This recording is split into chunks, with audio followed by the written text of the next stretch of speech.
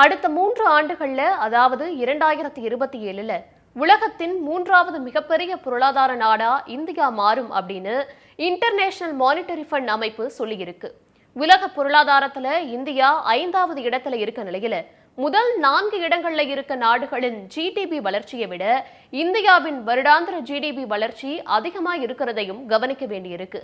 விரைவில் இந்தியா 3வது மிகப்பெரிய பொருளாதாரத்தை கொண்ட நாடா மாறும் அப்படின்னு பிரதமர் மோடி சமீபத்தில் பேசி இருக்கிறதையும் பார்க்க வேண்டியிருக்கு. 3 ஆண்டுகளில் 3வது மிகப்பெரிய பொருளாதாரம் IMF அறிக்கை சொல்வது என்ன? உலக பொருளாதாரத்தில் இந்தியா முன்னேற காரணம் என்ன? இதையெல்லாம் தான் ஸ்பாட்லைட்ல பார்க்க போறோம்.